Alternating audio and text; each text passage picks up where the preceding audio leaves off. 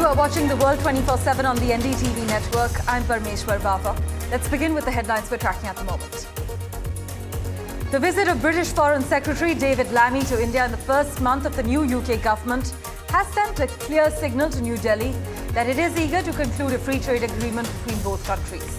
The British Foreign Secretary has said Labour is ready to go on the deal. Former US President Donald Trump and Vice President Kamala Harris are tied in the crucial swing states of Michigan and Pennsylvania. This is according to a new Fox News poll, while a previous swing state poll by Emerson College found the two tied in 4 of 5 battleground states. Italian Prime Minister Giorgia Meloni vowed to relaunch relations with China during her first visit to Beijing since taking office, announcing that she has signed a 3-year plan to deepen cooperation. Bitcoin hits a 6-week high in the wake of Trump's pro-crypto speech. Bitcoin has hit its highest level in more than 6 weeks after Trump said at the weekend that he would end the persecution of the crypto industry if he wins the US presidential election. The United States will send $1.7 billion in military aid to Ukraine. This is what officials have announced, including an array of munitions for air defense systems, artillery, mortars, and anti-tank and anti-ship missiles. Nicolas Maduro's claim of victory in Venezuela's presidential election has brought the South American country to a hazardous standoff, with his thwarted opponents accusing him of rigging the election to remain in power, and many leaders in the region and beyond questioning the transparency of the vote.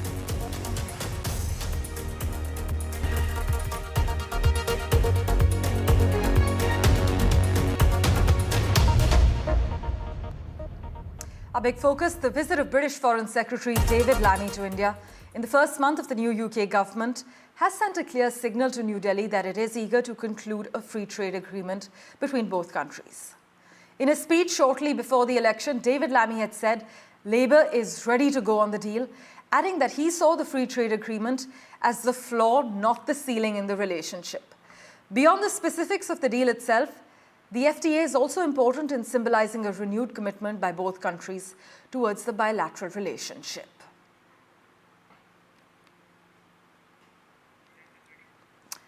For further clarity, we have with us Jayant Krishna, Senior Fellow from the Strategic and International Studies, CSIS US. Thank you so much, as always, Mr. Krishna, for joining us. Always a pleasure to chat with you early in the morning. Not everything has gone smoothly so far, though, especially the inability to conclude this trade deal under the previous government, missing the initial deadline of Diwali 2022. But realistically, sir, before the end of the calendar year, do you see a concrete FTA on the radar?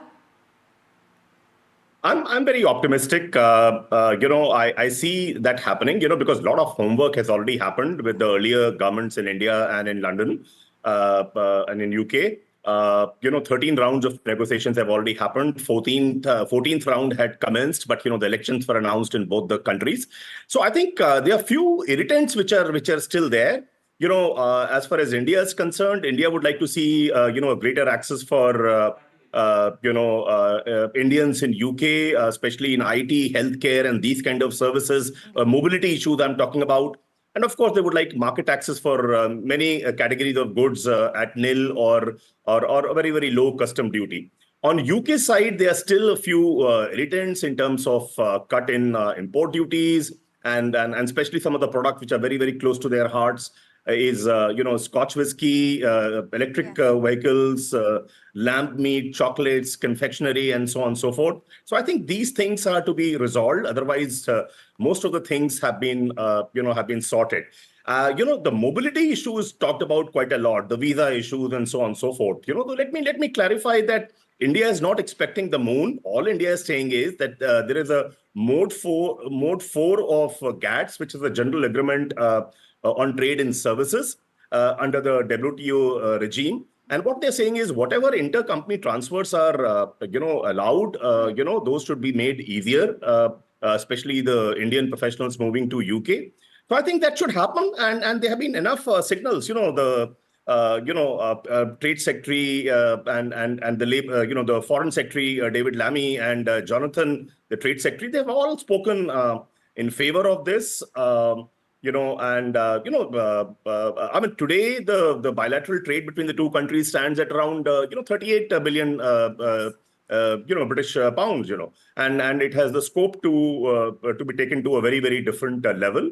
Right. A lot of people earlier believed that when Labour Party comes to power, things may not be as good, but that's not the case. In fact, in their manifesto itself, they've talked about a new strategic relationship with India. So I'm somehow very hopeful as long as these irritants are done, because if we do not conclude it fast, then what happens? Even the earlier rounds, whatever things you have come to an agreement to, people, both sides try to gravitate back to them. So I think it's important. Time is very, very important here. Right. So then, sir, do you agree that the UK needs a strategy for India that actually goes beyond the free trade agreement, whether it's progress in areas ranging from tech, defense, and the energy transition, to actually taking practical steps in difficult areas, like you mentioned, UK's visa policies? Yeah, absolutely. So I think to some extent, visa policies are covered in FTA also. It is not just about goods. I mean, if you look at there are 26 chapters in the proposed FTA. It has on goods, services, investments, intellectual property rights. So a lot of things are covered. And you're right. I mean, there's the life beyond FTA. FTA would happen, but I think it's extremely important that both countries look at it. I mean, as the UK has said, that it is not just a floor. It is just even if FTA happens, it will just be a floor, starting a few steps, but not a ceiling for sure. I think. So I think, yes, a comprehensive strategy, but I know, to be fair, it's a new government, at least in India. The same government continues with slight changes here and there, especially trade and commerce, industry, finance. The key portfolios remain the same on our side. But their side, there's a complete change of the party and the functionaries. To allow them some time, I think it's bound to whatever they have talked about in their manifesto about a new strategic relationship. I'm sure it will see the light of the day sooner than later. Meanwhile, sir, for India, the conclusion of a deal could grant New Delhi more leverage, right, in negotiations with other more significant trade partners such as the European Union, which are ongoing? I would presume, if UK-India concludes, it will give us, better, stance and posturing on the negotiation table with not only European Union, but some other countries, like with the US. For example, there is no FTA being talked about, but there are a lot of trade irritants which remain between the two countries. So I think UK is, it's not all that small an economy. It's the fourth largest exporter, and the total goods of their exports, not to India, but all over the world, they add up to almost 855, pounds sterling.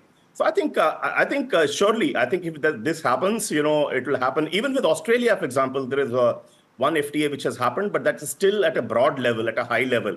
I think the next level of detailing, to my mind, is yet to be done. So surely with EU, Australia, and no FTA with US, but a lot of other trade irritants, as I said earlier, they need to be resolved. So I think I'm very hopeful, Well, thank you so much, as always, Jayant Krishna, for joining us on The World 24/7. India is also watching whether the new Labour government in the UK has the means and motivation to sustain the previous administration's Indo-Pacific tilt, given its fiscal constraints and preoccupation with other foreign policy priorities. With that, let's turn our attention now to the United States. Elon Musk shared a deepfake video spoofing Vice President Kamala Harris on X. And despite owning the platform, the post appears to violate the platform's own policies against synthetic and manipulated media. The video Musk shared actually alters a recent campaign video Harris released, one that makes it sound like the presidential candidate said things she did not. The manipulated clip has Kamala Harris saying things like she is the ultimate diversity hire and that she had 4 years under the tutelage of the ultimate deep state puppet, a wonderful mentor, Joe Biden. The original account that had posted the video labeled it Kamala Harris campaign ad parody, a disclaimer that might prevent it from violating X's policies. But this context did not appear in Elon Musk's repost.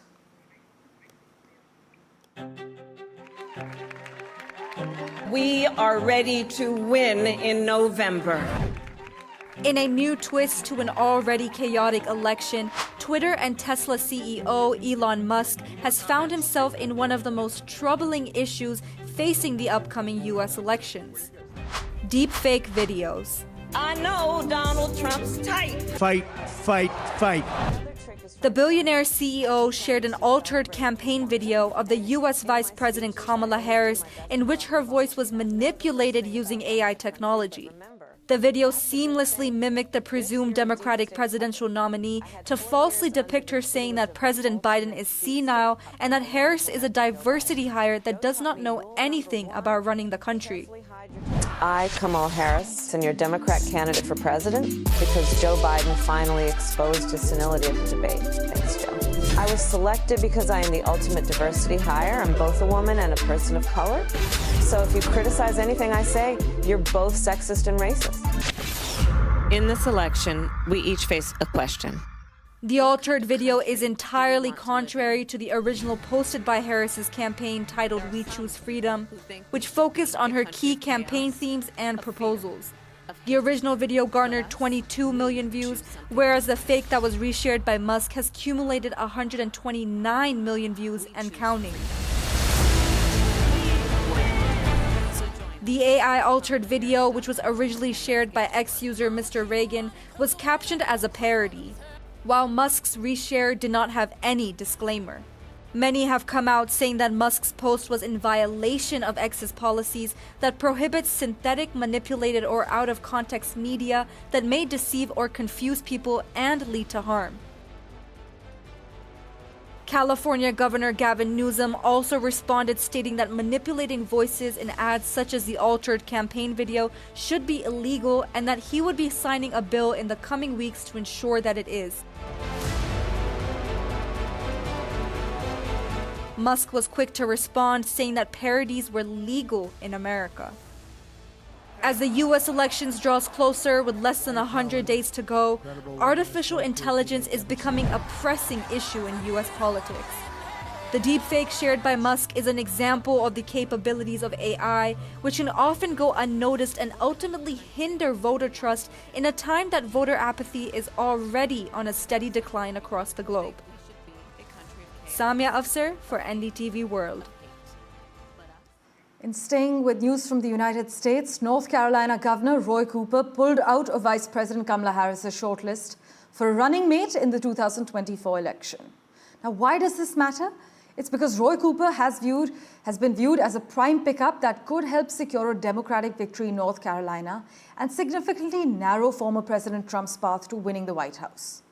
By the way, Roy Cooper and Kamala Harris have had a strong relationship dating back to their time serving as attorneys general.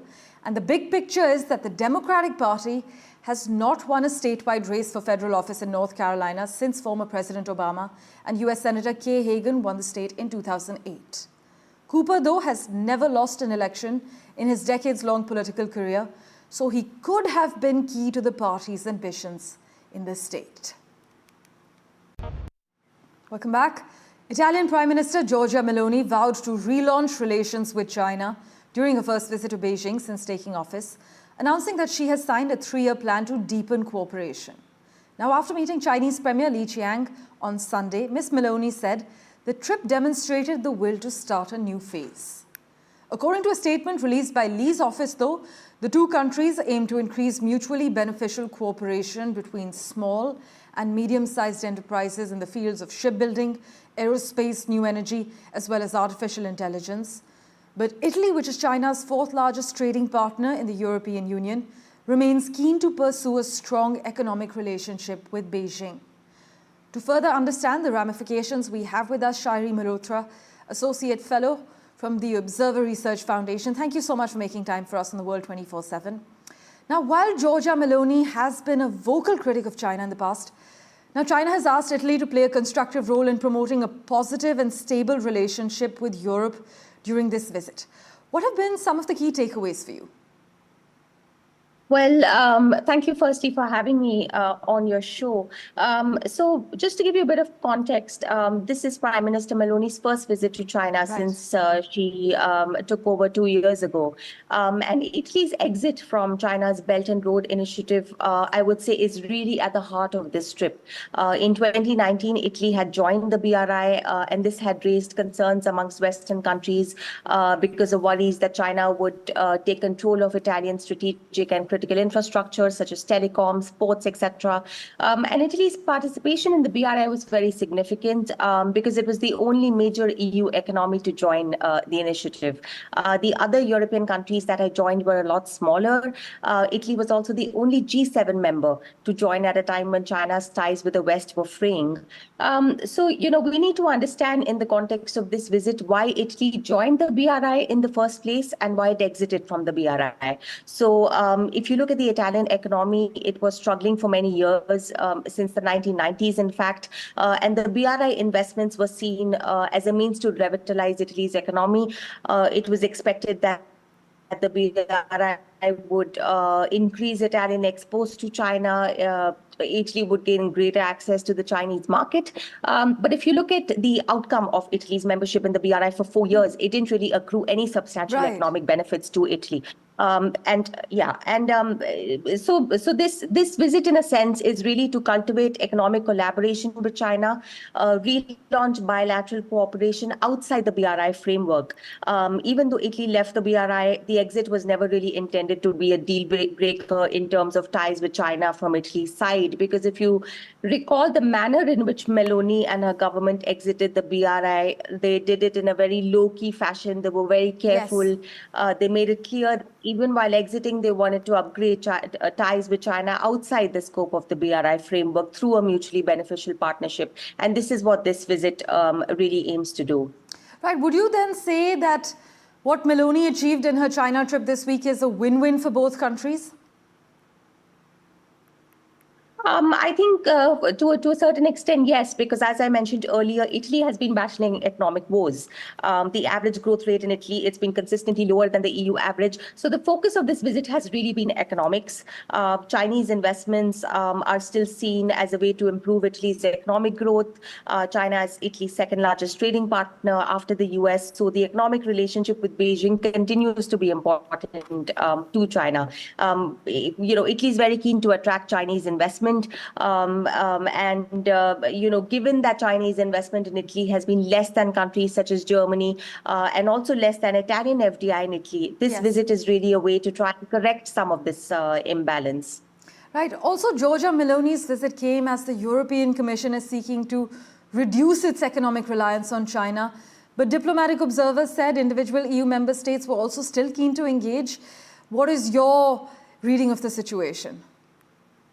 Well, if you look at, if you go back to 2019 again, the same period when Italy joined the BRI, that was also the time when the European Union released its, China outlook strategy, where it called China a partner, competitor, and a systemic rival. Since then, we've actually seen European attitudes towards China hardening.